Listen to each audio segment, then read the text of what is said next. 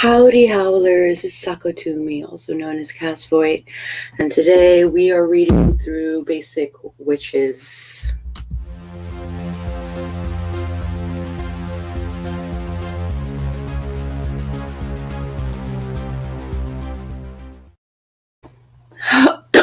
Excuse me. Goodness. Hack. Hello, Katerina. I'm sorry that today's episode is kind of late, but maybe we will get some more people on the other side of the country now that it is no longer, 5 o'clock in the morning for them.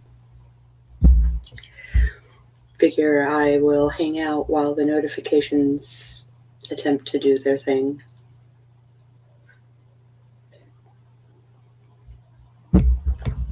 Oh, goodness. How are you today, Turtle? Well rested, I hope. Well rested, I hope. I'm happy whenever you are. Aw, and super glad you got some sleep. Aw. Super glad you got sleep too. I know pain can be exhausting. Pain is exhausting. I am more rested, thank you. Okay, good. Good. Oh. I've had this tension headache that crept up yesterday and is threatening me today.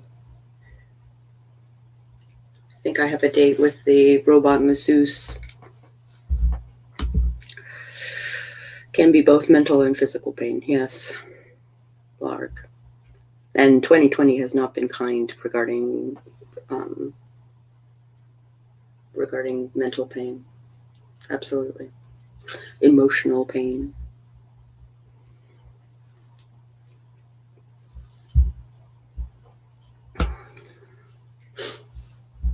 Yay for massager, yeah.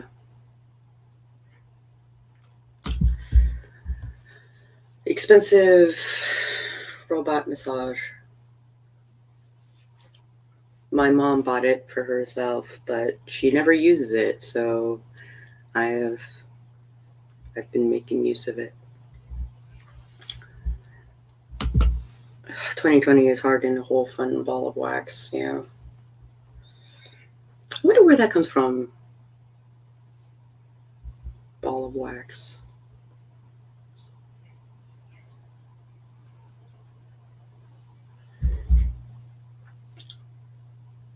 Language, I'm fascinated by origins of language, colloquialisms and stuff like that. There are so many of them in English that I'm always learning and always willing to learn, I just sop it up like a sponge. Ball of wax is a weird saying.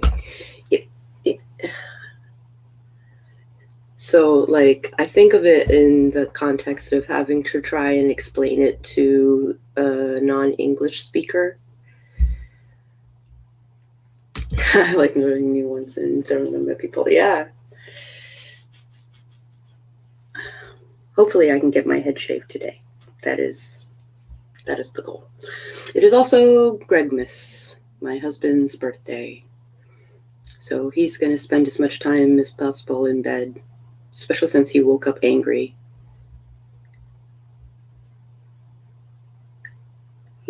Yeah. Oh, it could have been from candle making. Yeah. Happy Gregmas to you.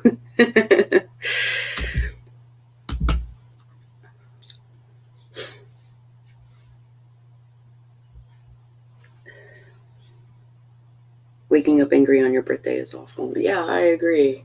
He woke up to an email from a student that was asking about a low grade, and he lost his shit. And the cat woke us up at 8 a.m. and That's part of the reason why I woke up late, is because he woke me up doing anger, yelling, well, speaking loudly.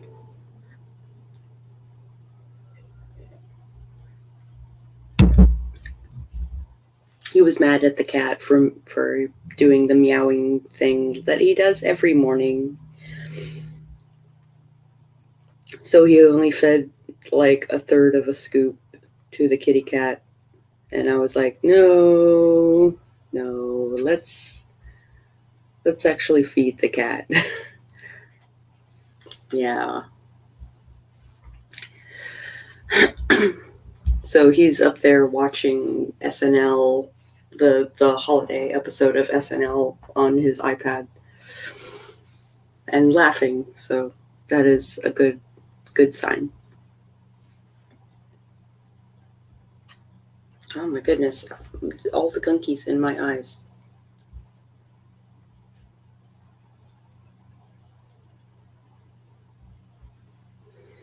All the gunkies in my eyes. I know, right?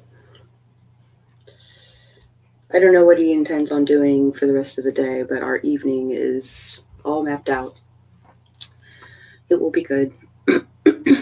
I am making that coffee look good. You deserve a cup of coffee too. Do the things. Or do you not have coffee? Mm, mm, mm.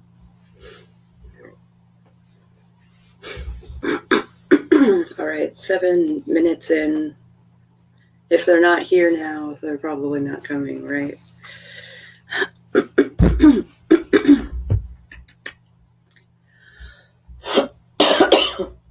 Goodness, my lungs are waking up. Practice patience. Oh, hi, Christina. I did not see you come in.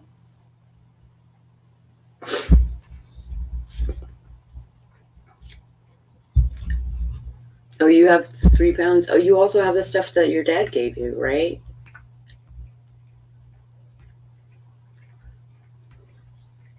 I would probably use that for special occasions.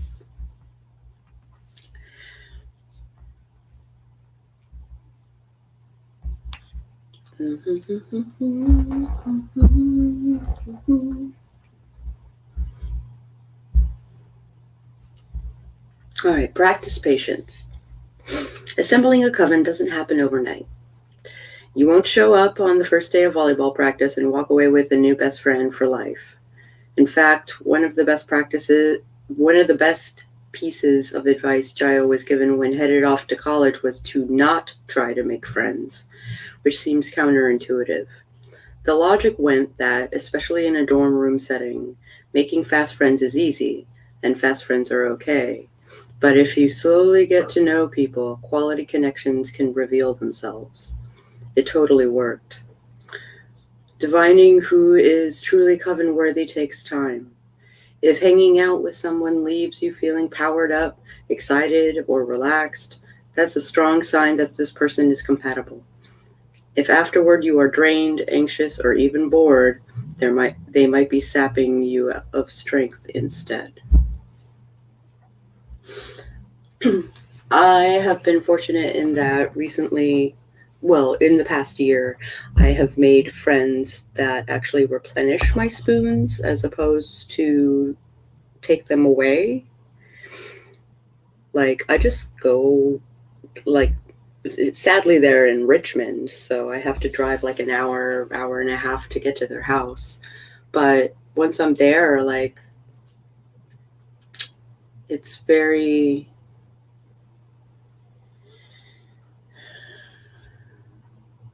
Sorry, reading comments. Hey, Christina. Dad drank decaf, yeah.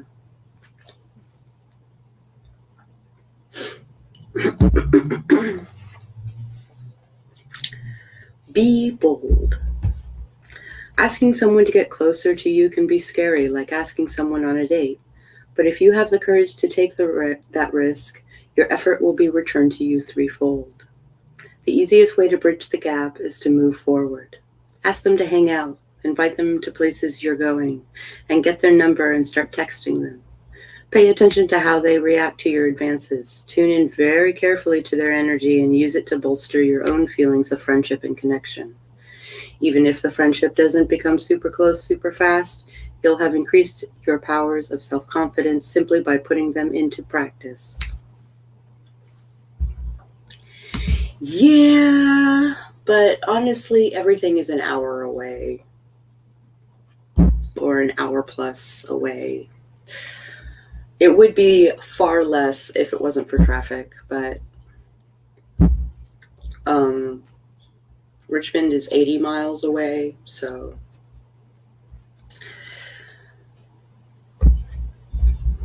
but it's very valuable to have friends that replenish spoons as opposed to, that's the best part of being an ambivert, is that I gain spoons by being alone. And then when I'm ready to like be around people, I can gain spoons by being around certain people.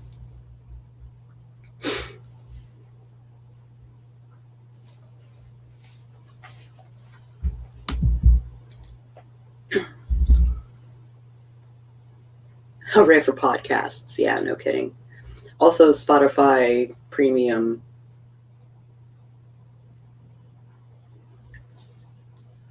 Finding new music on my weekly suggestions.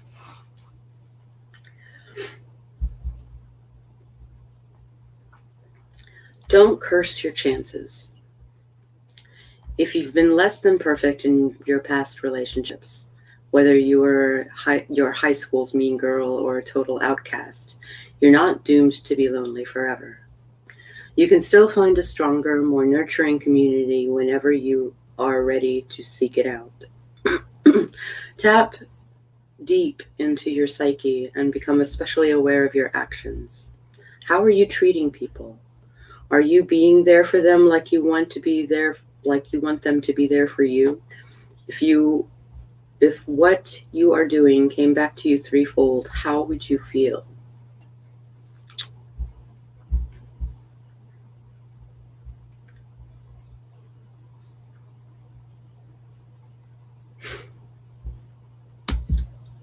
This term, spoons, the concept of spoons. There are a finite number of spoons. Note of the day, Bailey is a bad friend, but also the best friend, yeah.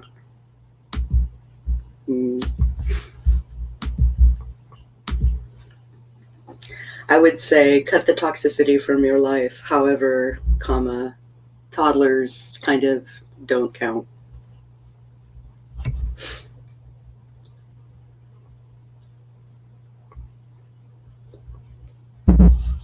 Oh, the concept of the ambivert, yeah.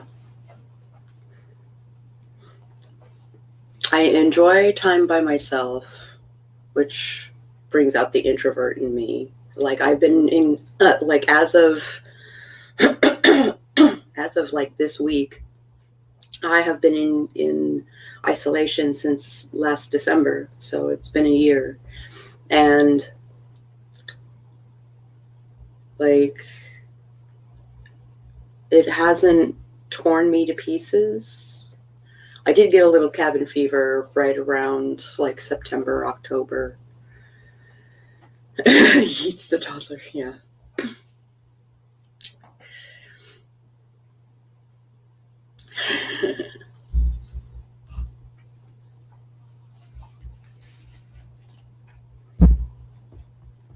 Most importantly, you must trust in your magic. Insecurity over making friends often stems from fear that you have nothing to offer, that no one would want to join your coven. But people are out there who match your magic, and they will not only value it, but be energized by it. Sharing and affirming the essence of who you are may take time, and it may take work, but it is always worth it.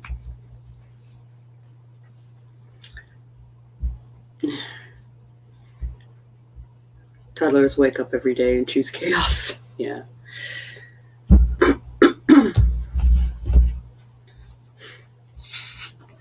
right, here's the fun part. Witch history. The Women's International Terrorist Conspiracy from Hell.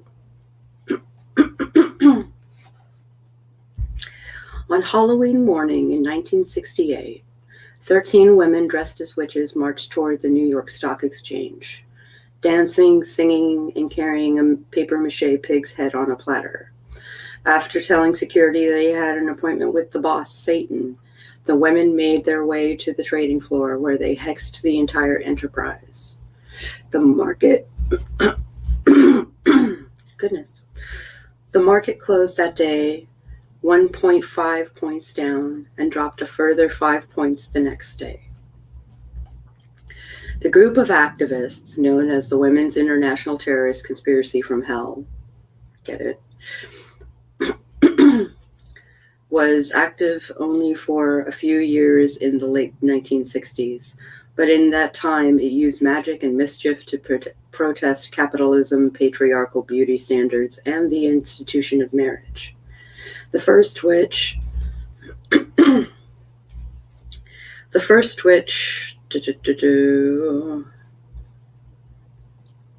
witch coven, witch being W-I-T-C-H. First WITCH coven was founded by New York City feminists who found local activism too serious and not mischievous enough, and soon sister covens popped up in other cities. These 13-member groups would get together to cast hexes on symbols of oppression, ranging from presidential inauguration to beauty pageants to the Chicago Transit Authority after a fair hike. Their approach was certainly radical at the time, but in many ways, the tactics of WITCH seemed almost embarrassingly retro now. The group's manifesto talks about gypsies, a term that now understood to be a racist slur against the Romani people. It attacked women for participating in the sexist system of marriage. The New York Coven infiltrated a bridal show held in Madison Square Garden, chanting, "Here come the slaves off to their graves," and papering the city with stickers saying, "Confront the whore makers at the bridal fair." Although original member Robin Morgan wrote in her 1977 book, Going Too Far, The Personal Chronicle of a Feminist, we thought it would be clear that this time we were blaming the men who forced women into the institution of marriage, not pillorying the women. We might have realized that brides-to-be don't like being called whores.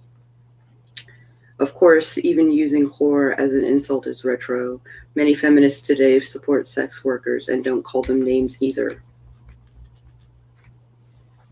Still, in other ways, WITCH was astonishingly modern. If you are a woman and dare to look within yourself, you are a witch. You make your own rules. You are both free and beautiful. You can be invisible or evident in how you choose to make your witch self known. Read the group's manifesto. Whatever is repressive,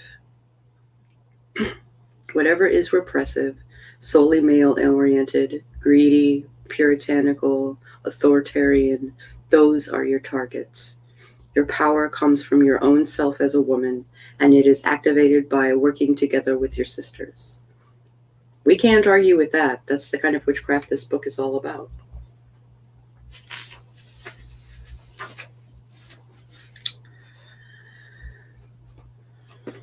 Toddlers, and they do, and they are lucky they are cute. Yeah.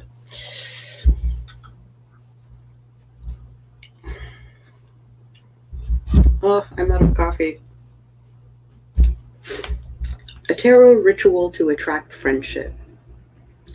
Like a love spell, this ritual will not blindly bind someone to you, but make you the most attractive version of yourself. You'll use the symbolism of the tarot to channel your energy into your future relationships. I also recommend if you use tarot for spell work, devote that deck to spell work. Like don't throw readings and stuff like that for yourself or others. Just use it for spell work. I have many decks that are very specifically devoted to different purposes, but the purposes are clear. So lucky. Oh, so lucky that they're cute. Yeah.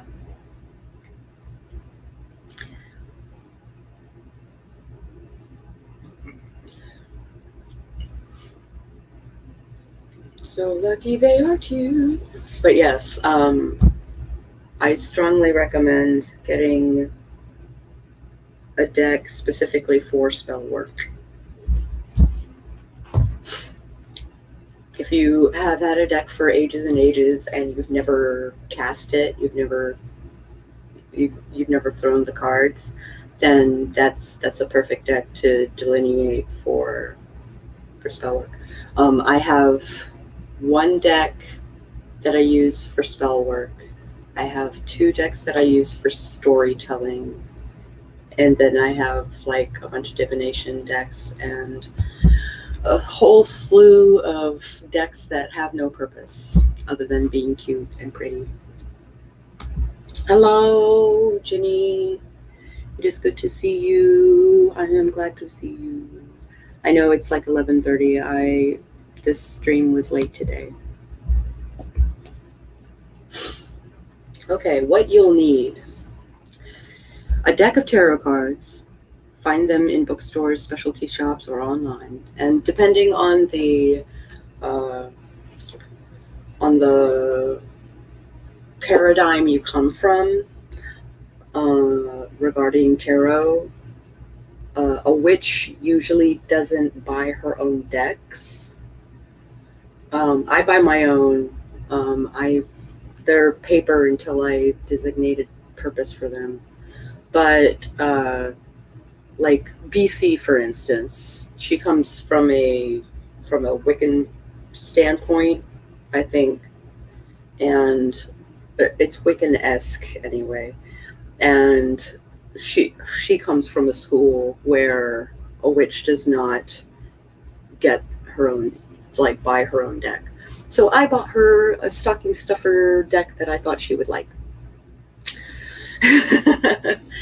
Because she admitted that she never got into tarot, really.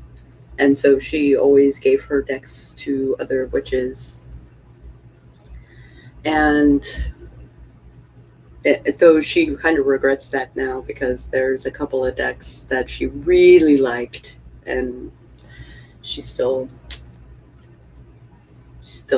gave them away. I think I'm going to get more coffee. We will... Oh, also a fancy goblet or a cup of water. I like fancy goblets. Yep. You can tell I have a couple of fancy goblets on top of the entertainment center. I also have a couple in the kitchen, and I think a couple went in boxes when we put up the Lego Christmas town. I have a thing for fancy cups. All right, I'm going to read this spell, and then I'm going to go get some coffee. Remove the Three of Cups and the Sun from the tarot deck. Oh, that's perfect. The sun, when upright, represents optimism, fulfillment, and the happiness that comes from being one's truest self. It symbolizes who you are in your friendship journey.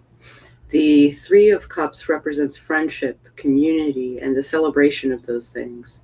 It symbolizes where you want to wind up in your journey.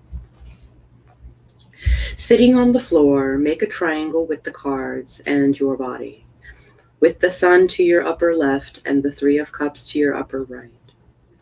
Place the goblet of water in the middle of the triangle.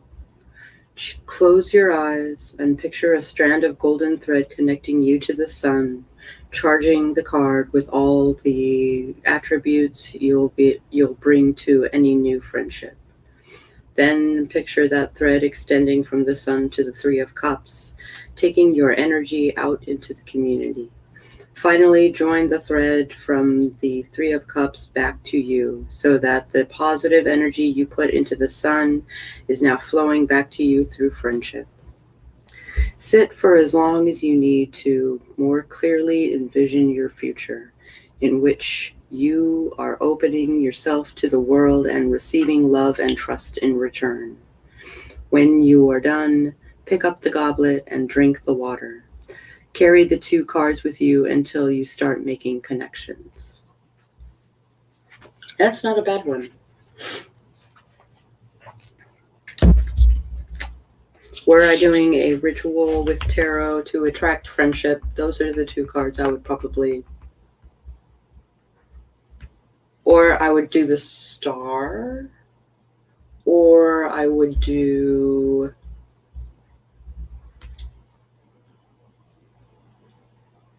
the moon, depending on the type of friendship that I am trying to acquire.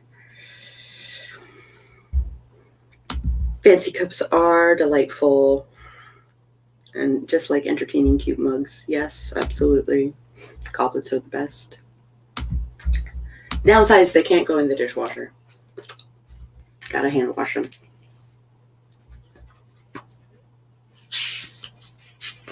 Okay. We will talk about the transformative power of vulnerability in just a moment.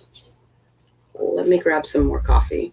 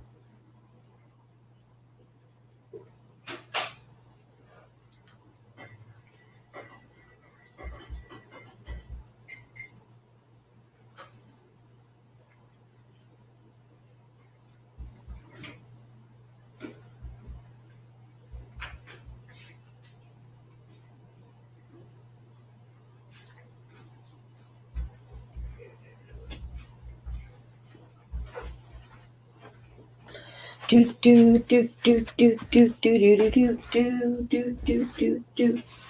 Do do do do do do do do do do do do do do. Do do do do do do do do do do do do do do.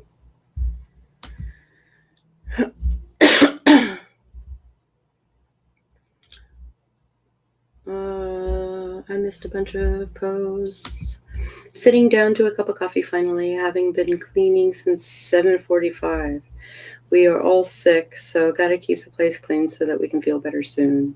I hate the feeling of wallowing in our icky, sicky germs. Yeah, I gotcha. Sending all the love. Making my first cup of the day now.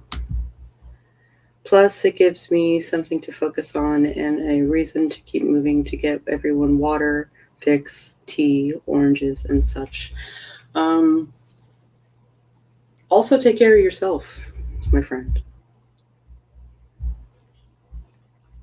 Hope everyone feels better soon. Me too. We are all going to get tested on Christmas Eve because that's when the mandatory quarantine time is lifted for our household. And so we are keeping it together until then. I don't think it's COVID, but better to know than not. Yeah. I suspect that the tests have gotten better since May. In May, they were kind of bullshit because I had all the symptoms, and yet I tested negative. So the transformative power of vulnerability.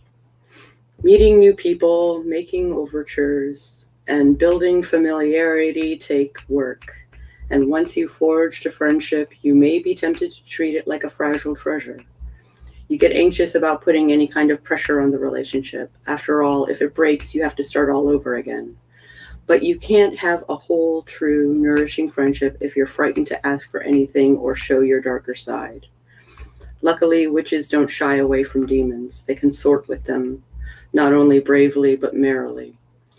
Members of a strong, supportive coven will help you figure out how to recognize your demons, resist their worst influences, and even dance alongside them. At the very least, your coven should be willing to invite your demons to happy hour. But that's no way to confront these agents of darkness without being open, honest, and vulnerable. Yeah, take care of yourself too.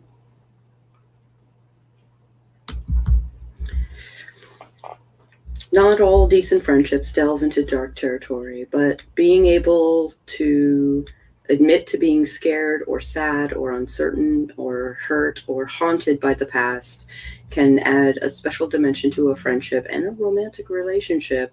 More on that in the next chapter. So, how do you start being vulnerable? Here are some ideas. On the bright side, I have a bath and a Saints game calling my name today. And when Charlie wakes up, ow! I may be sick, but I won't let it dim my shine. Hell yeah.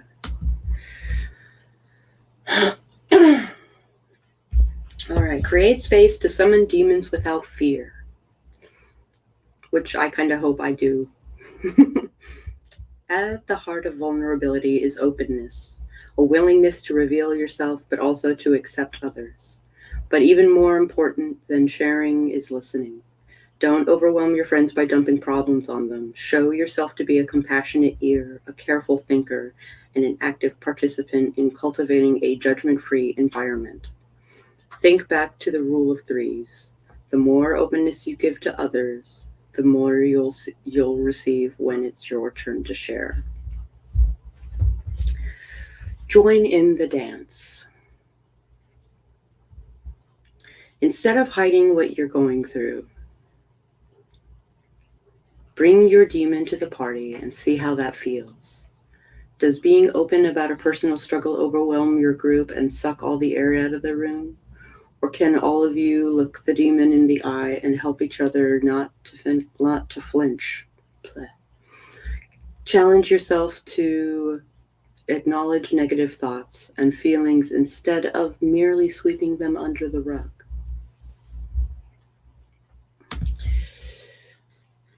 I need that little virtual shake and, hey, take care of yourself, Sleeping in once in a while is nice, but daily self-care is necessary, and I tend to forget that. Yeah. It takes practice. It does.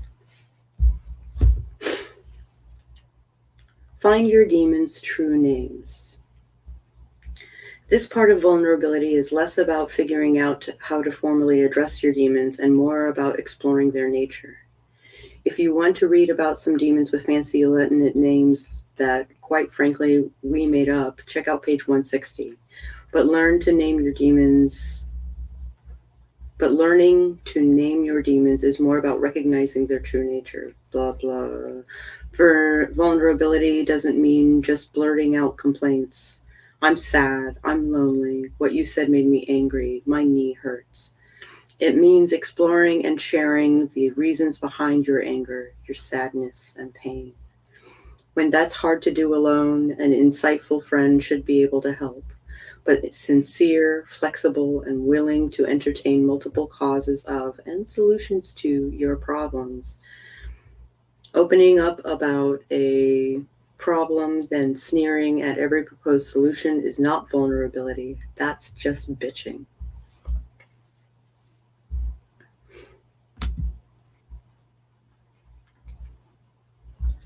It is why you have friends, so we can shake you till you love yourself. Yeah.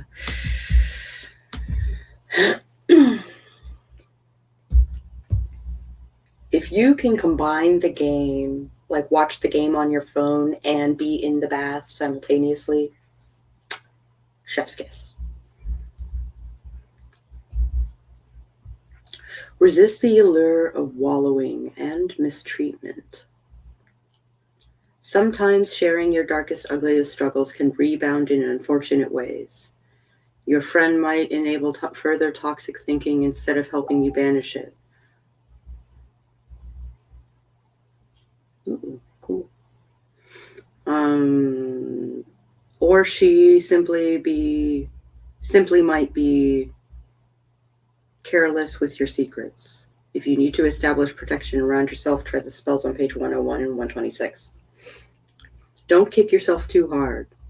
The process of opening up, regardless of the outcome, will help you to learn to look your demons in the face and eventually dance with them on your own. I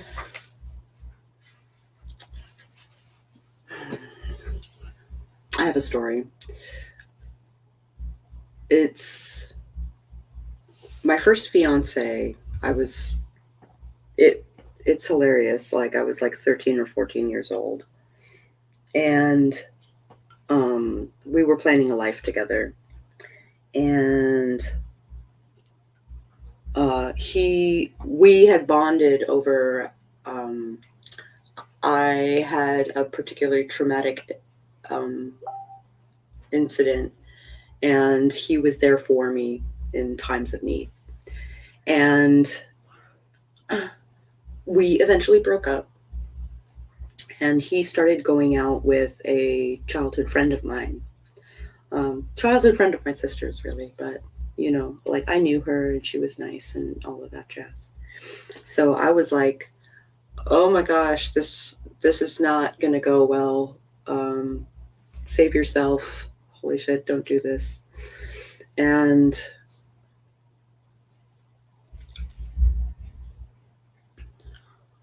a plastic sandwich bag is a terrific waterproof phone case. Oh, for the bath, yeah.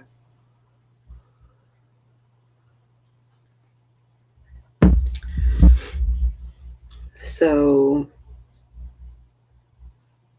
he basically went to, every time something happened to my friend, or she voiced something that was bothering her, he would respond with, oh, that's nothing. Sako went through this. This happened to Sako.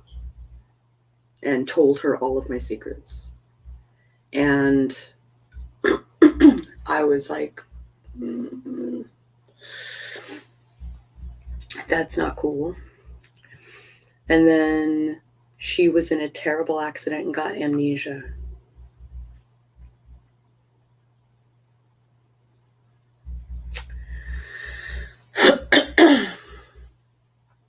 So my secrets are safe again, but at what cost?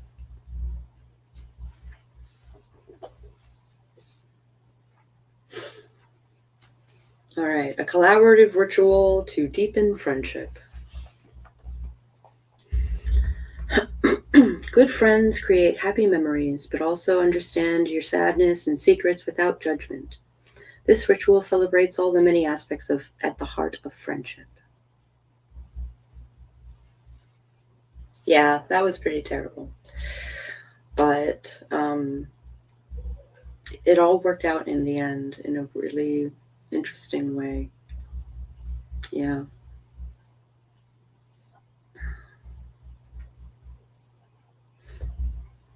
What you'll need: a collection of objects, a cigar box or other small container. The ritual requires prep work by both you and your friend. Before you meet, meditate on difficult memories, personal traumas, anxieties, perceived flaws, and secrets you want her to understand. We're calling your friend her, but these friendship spells work with friends of all genders. Then find or make a small token to represent each of these experiences or qualities. Create small artworks, or find inexpensive objects to represent your secrets. For example, a plastic ring could symbolize your worry about finding a life partner. A playing card could represent your fear that your success is due to luck instead of skill. Or a dry leaf could indicate anxiety about aging. Collect 6 to 8 of these and put them in the box. Have your friend do the same. Meet your friend in a quiet, comfortable, familiar place with your boxes. Explain to her what each item in the box represents, then have her do the same for her items. Then present your box to her, saying, I give you my sadness, not as a burden, but as a gift. When your friend accepts the box, she should say, I accept your sadness, not to cure, but to protect. Then repeat the exchange with the friend's box of secrets. For the following week, contemplate the items in your friend's collection. Think about happy memories you've shared or future plans. Create a new association for each item she has given you. For example, the plastic ring could be a reminder of a fun shopping trip at a flea market. The playing card could symbolize your shared love for Alice in Wonderland, and the dry leaf could represent your upcoming hiking adventure. When a week has passed, meet your friend again in the same place. Tell her the new meanings you've devised for her objects. Then have her do the same for your objects. Present your friend's box of secrets, now a box of happy thoughts, back to her and say, I give you what we share together, though I still protect your sadness in my heart. When your friend accepts the box, she should say, I accept this as a treasure, though our bonds are both light and dark. Repeat the exchange with the other box. Keep your original box, which now contains both your shared vulnerabilities and happiness, in a safe place in your home.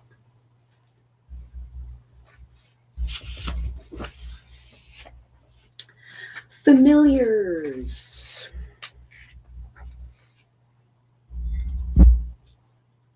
I think this is cool enough to drink.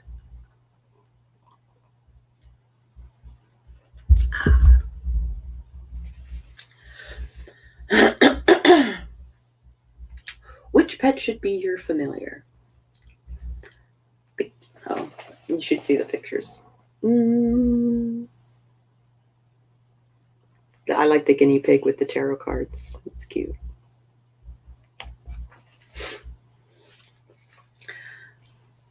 The cat. Pros: low maintenance, fuzzy, doesn't give a shit about anyone's opinions. Cons: sharp, weird, doesn't give a shit about your opinions.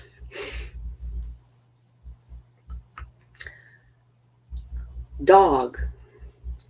Unconditional love. Can learn tricks. Extreme power over emotions. Cons. Sorta dumb. Totally filthy. Will absolutely betray you to your enemies. Guinea pig. Pros. My dog Sully, hands down, if we are speaking real pets. Head on. Yeah, my Nobukatsu, who is sleeping not 5 feet away from me, he is my familiar. And I call them my familiar because he helped me with my magic work.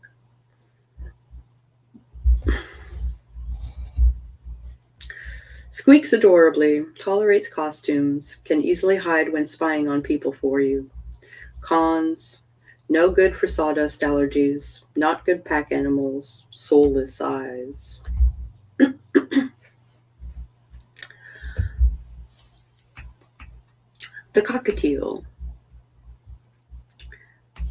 Tiny dinosaur, can fly, totally punk rock. Cons. Tiny dinosaur, can be a jerk, difficult to walk.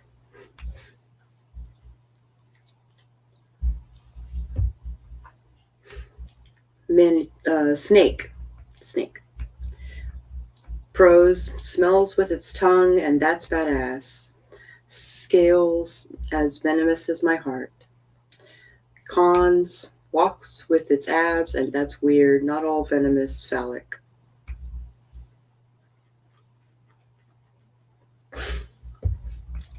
Manatee.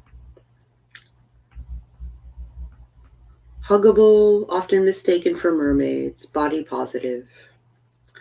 Cons. Confined to water, illegal to touch in Florida, but don't touch anything in any state without its consent. What about you guys? Do you have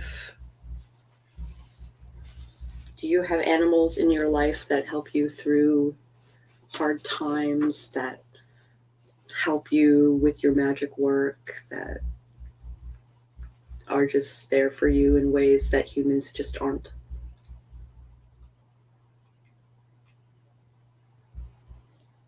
Phallic, yeah. I am a guinea pig. Yeah. Hooray for costumes.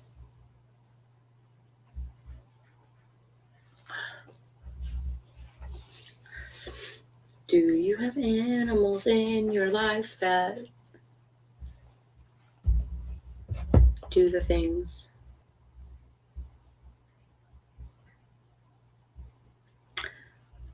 Healing friends for fun and profit.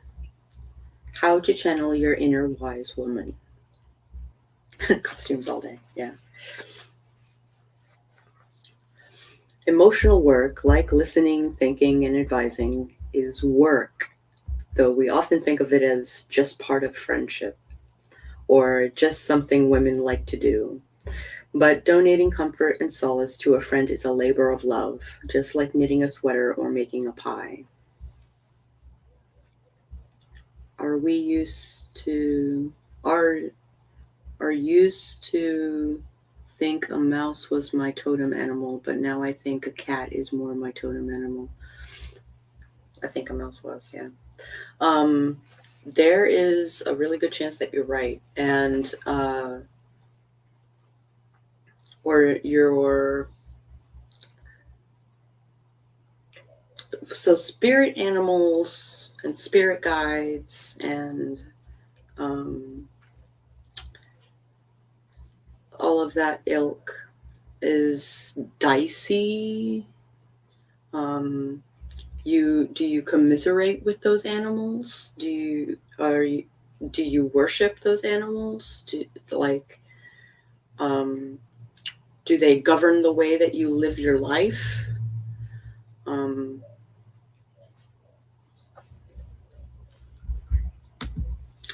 All of my animals have been here for me in some way or another. Rooster came to us at the beginning of the pandemic and allowed me comfort when Charlie was in New York for 2 months. Wink and Mora. Though horses taught me how to understand my brain. Yeah. I used to commiserate with mice and then cats.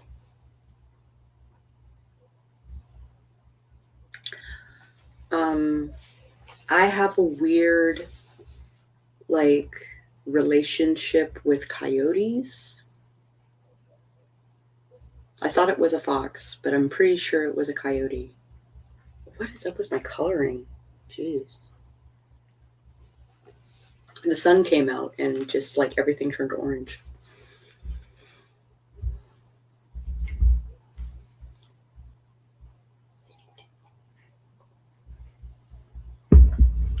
But be wary when using the term spirit animal, spirit guide, and totems, in a way that's appropriation, especially if you mean that you just commiserate.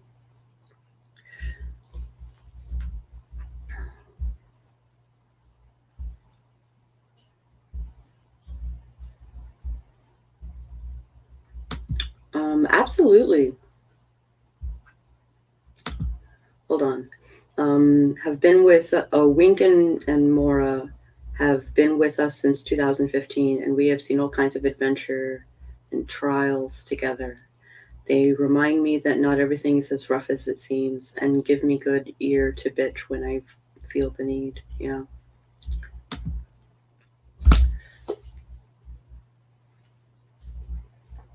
If you, while horses may have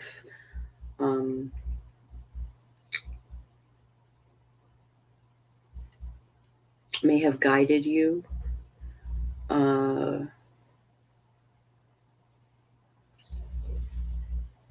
you can make the horse your totem.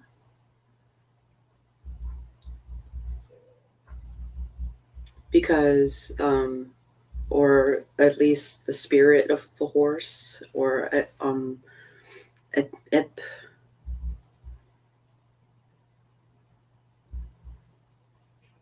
can't remember the name of the goddess, but there's a horse goddess, and there's a lot to be said for horse goddesses. So get a little horse figurine and stick it on your altar or your shelf, or your just something that you can pay homage to signify what the horses did for you. Plus, cuddle purrs are the most soothing thing on the planet. You know what? When I was in that car accident and I broke my elbow, I cast a healing spell on myself. And in the following week, my Himalayan Pabu, she sat on me and purred furiously. And my bones healed back together in a week's time. And my witchy chaot friend, she said, hey, maybe the cat was part of your spell. Maybe that was the manifestation of your spell. But the not just healing, but they purr at the frequency that bones knit. Rhiannon is a horse goddess. Absolutely.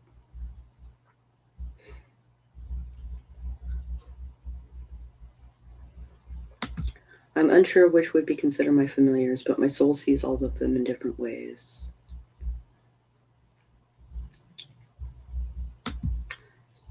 Yeah.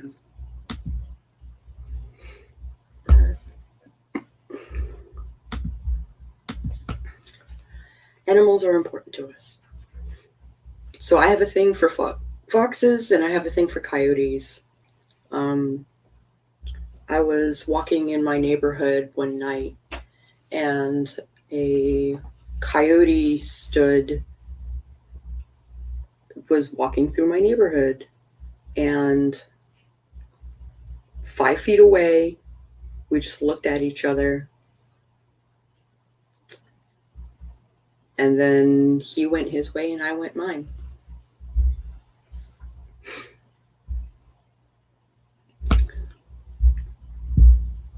And that was one time, but I've had other situations where the coyotes have been totally chill around me.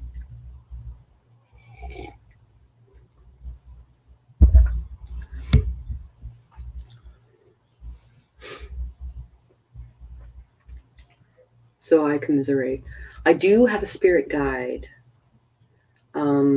He is a hawk. I did not pick it. He came to me as a hawk. But like a falcon, rather. Like a peregrine falcon. And I should visit him. I should call him and be like, yo, what's up, buddy? It's been a minute. Oh, I have all the messages. I have all the messages. All right. So animals, like, also when making guardians, I recommend predators. They are, though I could see a horse working out, because horses can fuck a guy up. Holy crap. The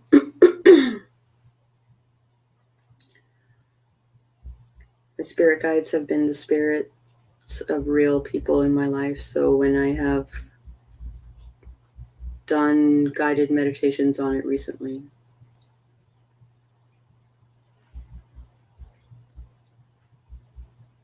yeah, that could also be a tulpa. It's very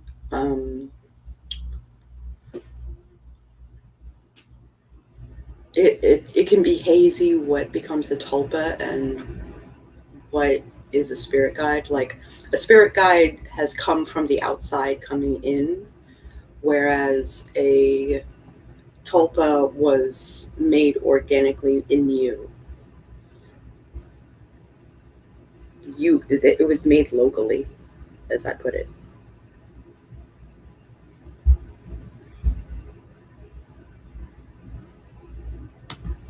My thing is owls. On the scariest drive of my life, I could swear that one owl followed me the whole time until I felt safe. Then I felt the most nervous about the drive is when she showed herself to me. That's amazing.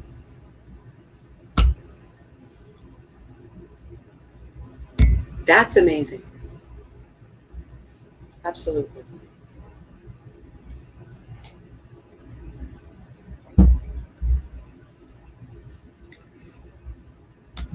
It is their spirit selves, but they were in my hut.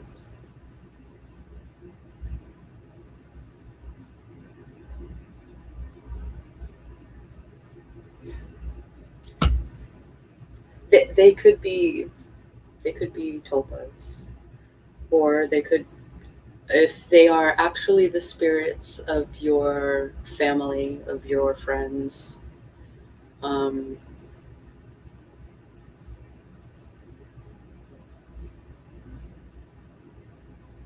then they would be spirit guides. But tulpas would be. I think I actually did a video on tulpas. Um, they are made locally. I made mine out of necessity, but we made. Um, well, blue is an egregore because she exists to several of us, right? So, but the idea that there's also my old self. Ooh. My old self welcomed me in and fed me in the meditation. Linked me. Jeez. Oh, it's noon already. We will talk about healing friends for fun and profit tomorrow.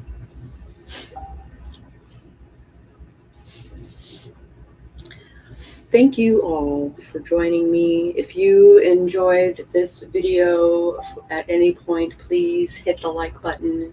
If you would like to see what we, see the rest of this book and other books that I will do in the future, please to hit subscribe and also ring that bell just in case the notifications actually work and let you know that I am going live. And I will catch you guys on the flip side.